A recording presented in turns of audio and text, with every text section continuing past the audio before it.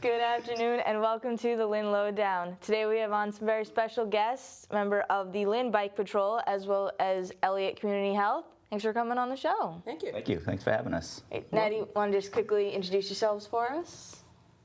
Officer Tom Morley. I've been a police officer since 1995, and I'm currently on the Lynn Police CBD Bike Unit, which has started in March of 2020.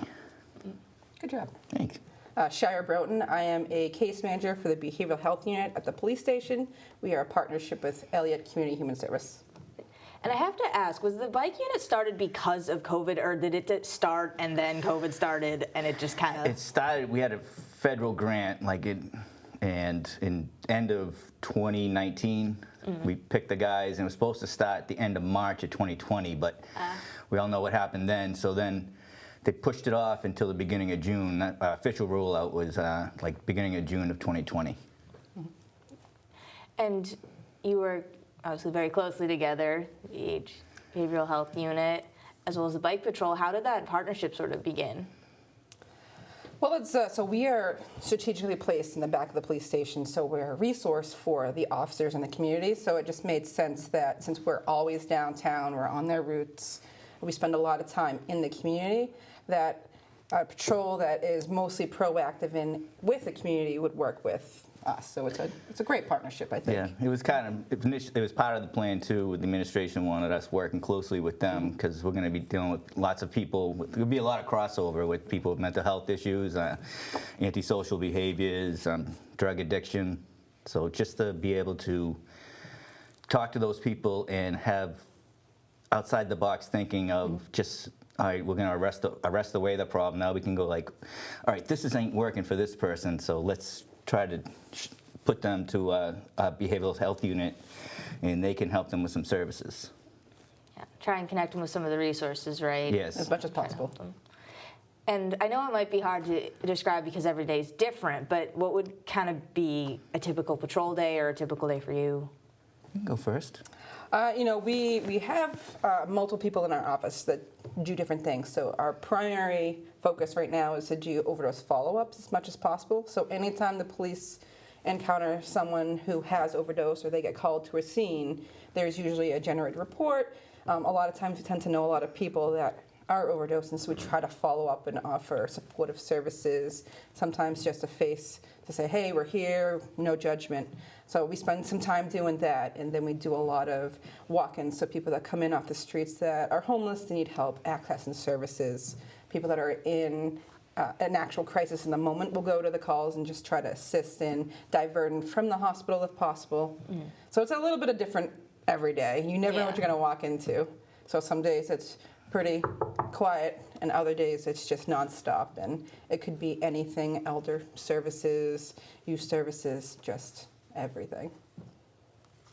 Yeah, our days usually we get to the station, we'll check our digital emails and anything new that's going on in the city, and we'll check in with them. Then we'll head out and we'll ride around, maybe talk to a few people at the shelter. And I think another part of it was our unit is we talk to people all the time, not only when there's a crisis. We're talking to people when they're in good space and just having a regular conversation. So there comes a time when they are in crisis or they do need help, we can get there, and then there's that familiarity. Edit that. You're building a great rapport with people. It's huge. Good rapport, so that's very helpful when you get there, because just having that background with them, that might de-escalate a little bit the situation. Yeah. And you actually did good. You answered 2 questions in one there, because I was even going to... Boom, look at us go. I was even going to say, how do you build relationships with the community? Because there might be some people who maybe are a little wary, or they're either don't know how to get help, or they maybe don't want it. That can always come up too. Yeah, some people are standoffish, but we'll ride by. Hey, how you doing? Hey, how you doing? Maybe by the 5th time they'll go, oh, hello. Then that little hello back, that builds into a little bit of a conversation, and then next thing you know, they might be telling you some problems, and whoa, we got some services that maybe we can direct you to.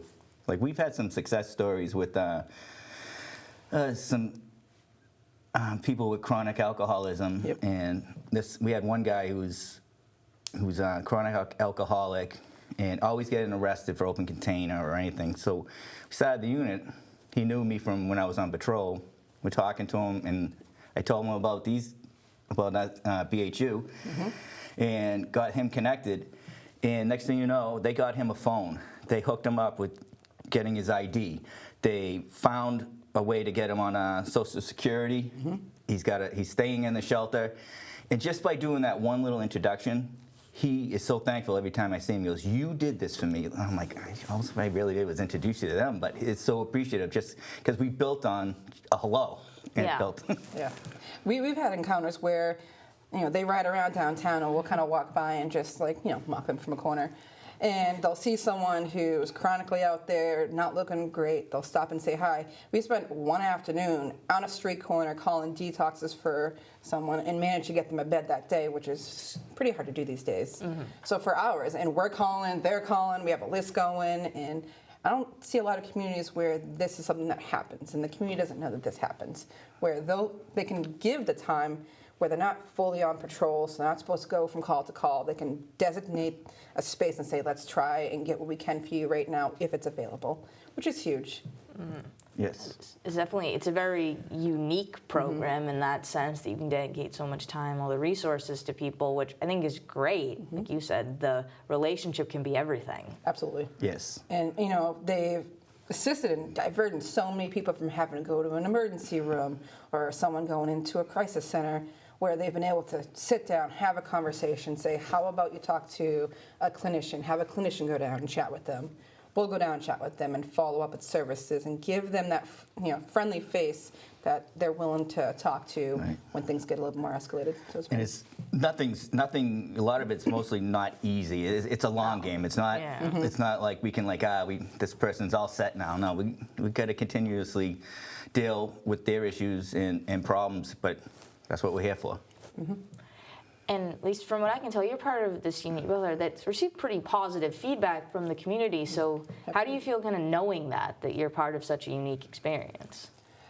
I'm proud. I'm from Lynn. I've always been in Lynn. So to see something that we've worked so hard to create, to have a positive feedback from the community is huge. And it's a good feeling story. And you go home and you're like, guess what I got to do today?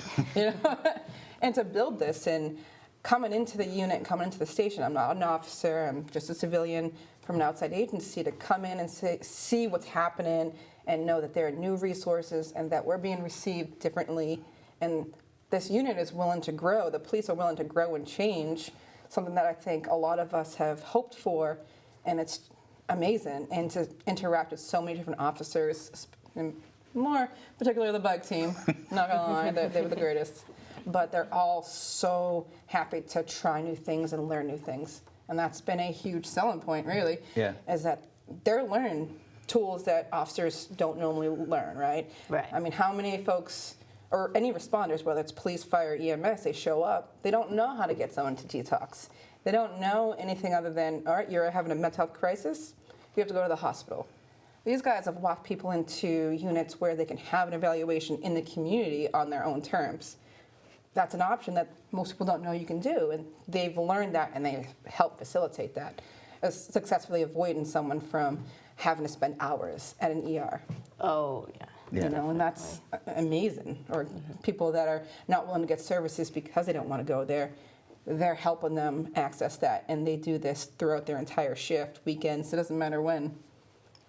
Yeah, and I think also when we first started, and I think in a weird way, the pandemic helped us get to know a lot of people, because the shelters couldn't have more than so many people, and they had these tent encampments that we really just couldn't tell them where were they going to go. So we built relationships there that have lasted since then. So that, in a weird way, kind of helped us, helped you guys, because we got everyone in one place and we're talking to them and we're trying to work things through that nobody knew before, what to do. It's a great point. I mean, services shut down or went remote, and you're working with people that are on the street, and they may not be homeless, but they are we can come outside and see someone. To talk to someone face to face is so different than having someone over the phone or the internet. And they have been able to provide, and we were able to assist with that, of having someone in the moment that you can be live talking to versus like here we're in the pandemic having no contact with people, and they're able to have that. So that was such a huge success, and it really helped boom a lot of the work that we do. Our call volume significantly increased in the pandemic for probably that reason. Yeah. And then a lot of those people now, they have their own rooms. They're not on the street anymore. They got in SROs, so yeah. people are in apartments. Yeah. I mean, people that are in recovery. And then there's still people that are doing the same game, but at least they're still open to talking and trying new things, and they're willing to reach out when they need the help. Definitely, and you provide that human contact, which can be so valuable, especially during the pandemic when so many people were isolated. Just having that person there physically in the moment is an incredible thing, and you've built it to be amazing. I mean, I see you biking around all the time. We'll see you. It's great. Yeah, I love it. It's just riding around, talking. Like the bike, I think, is an icebreaker, and just if you're riding around the commons and you like riding, just a hello. People's whole face changes when you're riding by. Hey, how you doing? And people smile. Hey, how you doing? It's like where before it was just people want to put their heads down and just walk by. Now, just the act of hello, then that can lead to a conversation. And you ride around with these guys, they know everyone. I mean, it's such a privilege to be able to accompany them every once in a while and get to witness it in person. I mean, there was one day they're like, oh, we're going to go see so-and-so. She has this little dog, and, the dog's doing tricks, and so excited to see them. And it's just a cool feeling knowing that they really take the proactive patrol serious, and they believe in community policing. And they're not there to say, all right, you did this wrong, what can we do to be helpful and build a positive relationship with the community. The guys in the unit, they're very proactive as far as trying to help people. We have a lot of crossover with the Sheriff's Department STAR program. Which, so one of our officers, Officer Habrick, he's like basically our liaison to and we've referred so many people to that program, and it's helped a lot of people too. So it's just like another program that we work with that seems to be successful. Yeah, absolutely. You as a program are so successful, and you get to connect with others and say, I'm just about out of questions, we can wrap it up, but is there anything else that you wanted to mention or say that I maybe didn't cover? No, I can't think of anything. No, I'd probably think of something when I get home tonight, but...